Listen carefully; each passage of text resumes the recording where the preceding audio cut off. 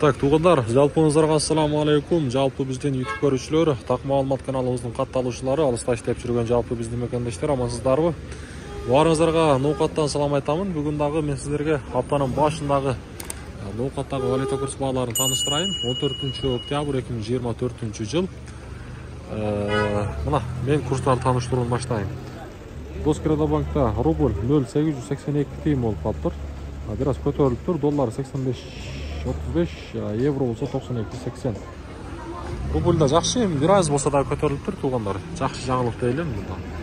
Коммерциялык Кыргызстан банк рубль 0,888 тыйын. Бул жакта доллар болсо 85.35.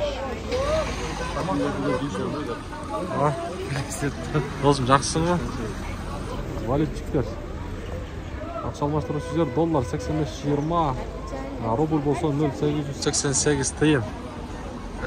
Туугандар, бүгүнкү курстар эми ушундай болду. Азия банкта дагы эле 0,88 тыйын экен. Рубль. Каналга катталып, лайктан баспаңыздар, сөзсүз түрдө.